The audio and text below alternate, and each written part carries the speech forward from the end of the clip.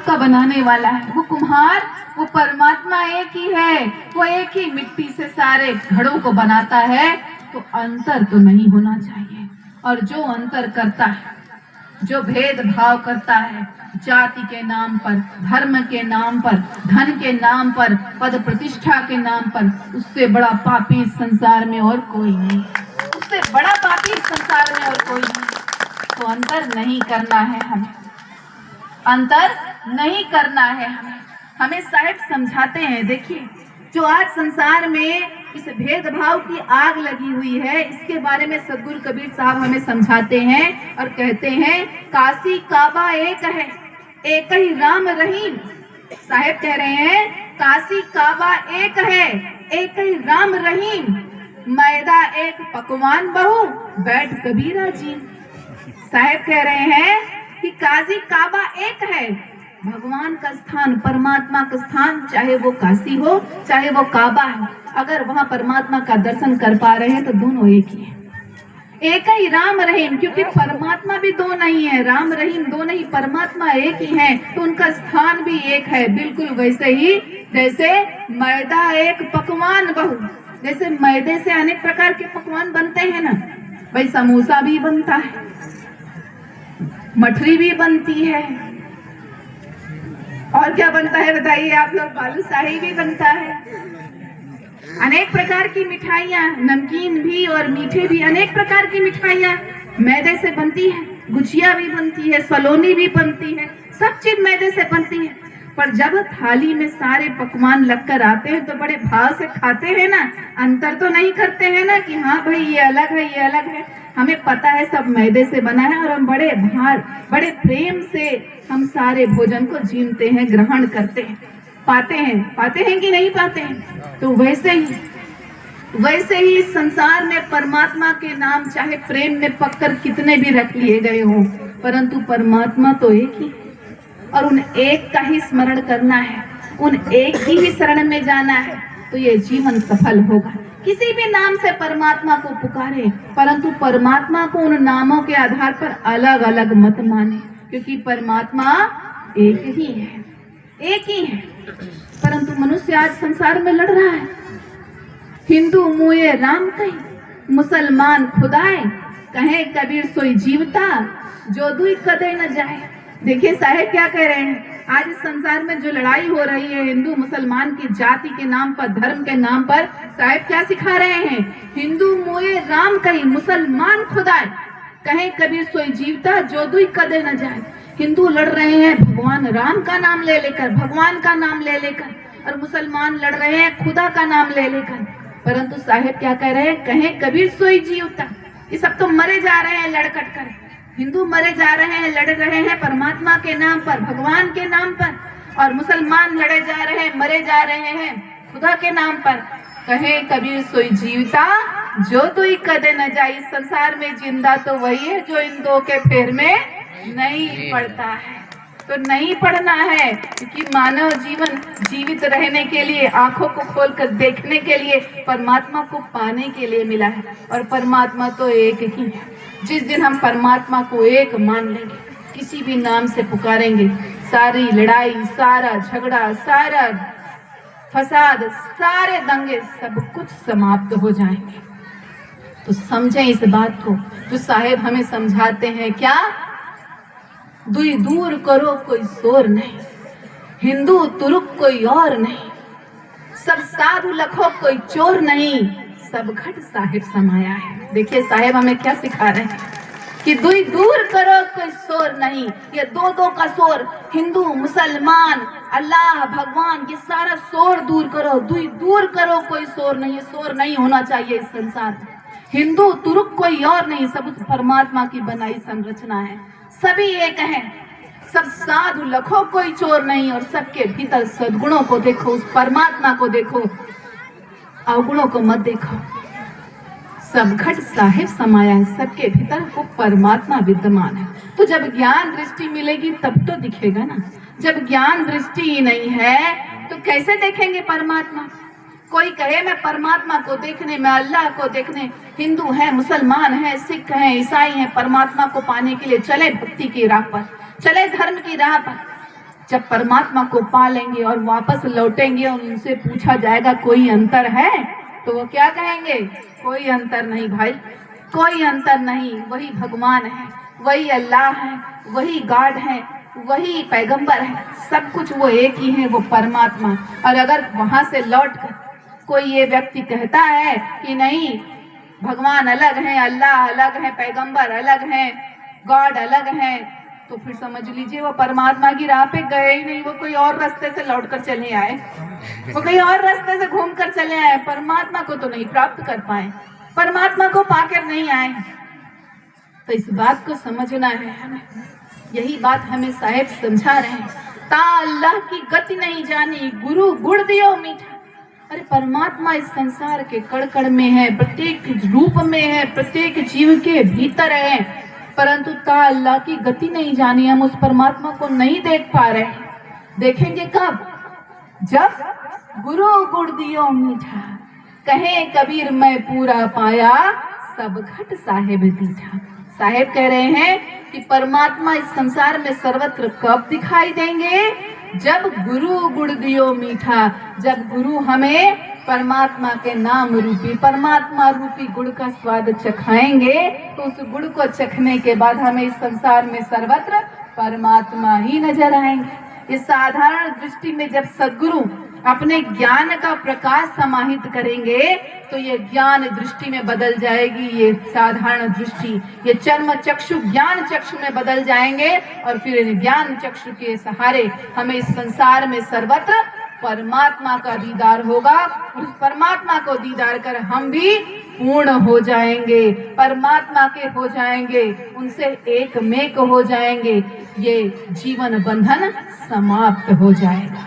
तो बिना सद्गुरु के मिले ये ज्ञान चक्षु खुलने वाले नहीं है, मिलने वाले नहीं है, प्रकट होने वाले नहीं है।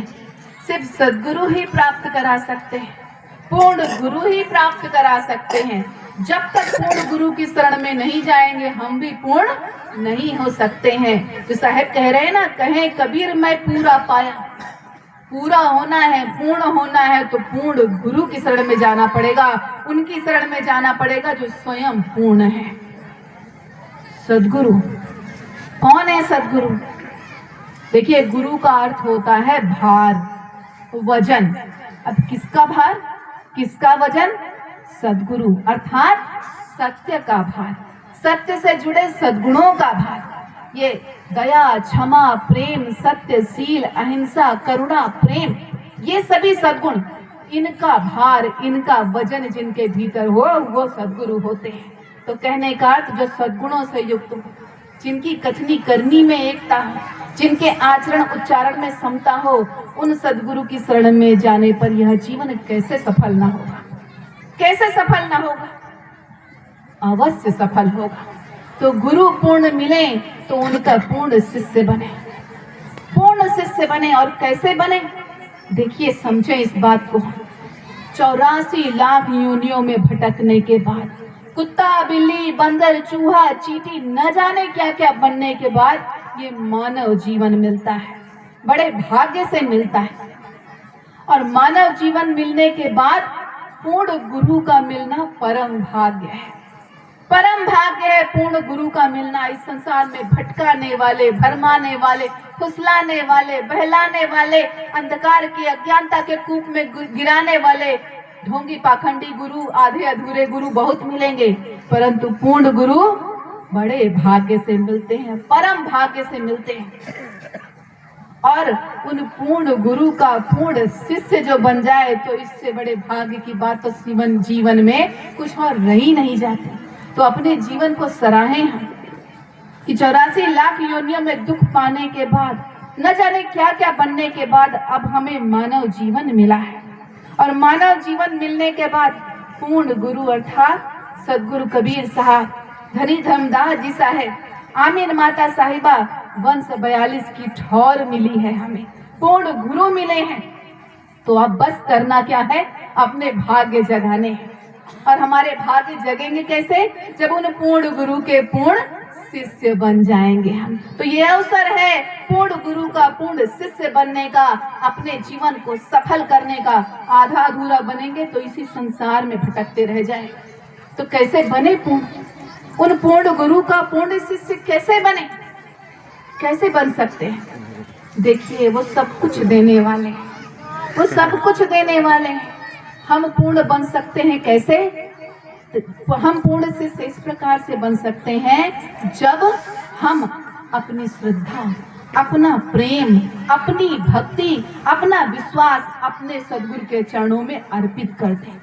पूर्णतया मनसा वाचा कर्मणा अपने सद्गुरु के चरणों में समर्पित बन जाए, हो जाए, उस दिन हम पूर्ण शिष्य बनेंगे। हमारे पास देने के लिए और कुछ नहीं है अपने पूर्ण गुरु को, अपने सद्गुरु को देने के लिए हमारे पास कुछ नहीं है इसी एक चीज के अलावा। वो हमें सब कुछ देना चाहते हैं। वो चाहते हैं कि हम आकाश से अधिक ऊंचाई प्राप्त कर लें। वो चाहते हैं कि हम गंगा से अधिक निर्मल बन जाएं।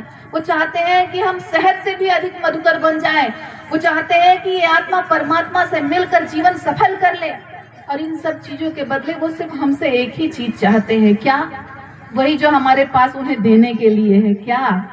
यही श्रद्धा, यही भक्ति, यही विश्वास। इस संसार में फिर चाहे कैसी भी परिस्थिति आए, दुख आए, कष्ट आए, कोई ताना मारे, कोई समस्या आए, कोई कुछ भी कहे, हमारा विश्वास अपने साहिब के प्रति अडिग बना रहे, अटूट बना रहे।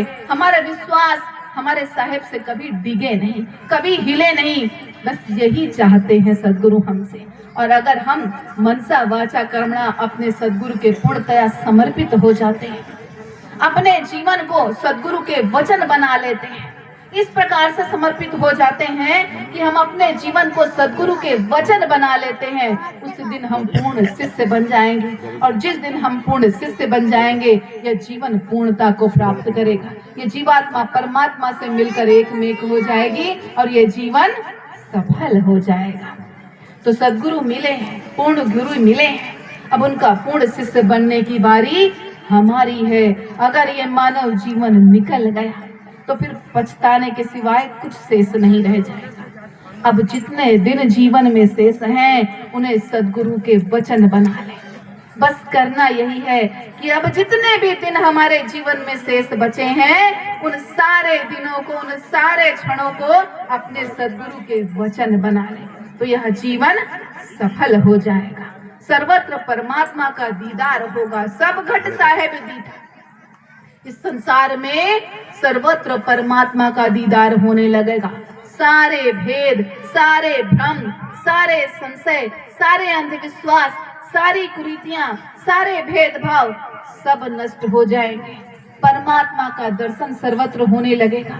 और जब परमात्मा का दर्शन सर्वत्र होगा तो हमारे भीतर सिर्फ सबके लिए क्या होगा? प्रेम ही होगा। और यही कबीर पंथ का आधार है, प्रेम। तो जब हम पूर्ण गुरु के पूर्ण शिष्य बनेंगे, सर्वत्र परमात्मा का दर्शन करेंगे, प्रेम की राह पर चलेंगे, तो यह जीवन अवश्य सफल होगा। तो अपने जीवन को सफल बनाएं, सद्गुरु के वाणी वचनों को अपना जीवन बना लें। एक चित्त होकर, दृढ़ चित्त होकर, पूर्ण श्रद्धा, पूर्ण विश्वास के साथ संसार चाहे जो भी बोले, अपने सद्गुरु के वचनों से डिगे नहीं, सद्गुरु के वचन अपना जीवन बनाए। इसी शुभकामना के साथ मैं आप सबसे आज्ञा चाहूंगी। आपने बड़ी ही श्रद्धा के साथ, बड़े ही प्रेम के साथ सद्गुरु के वाणी वचनों को सुना, आनंद उठाया, मेरी बातें सुनी कुछ, इसके लिए मैं आप सबसे बहुत बहुत आभार मानती हूँ। जो आपने मेरी बातें बहुत ही प्रेम पूर्वक, श्रद्धा पूर्वक सुनी, मैं आपकी बहुत बहुत आभारी हूँ। इतना ही कहकर आप सबसे आज्ञा चाहूंगी। साहेब बंदगी साहब।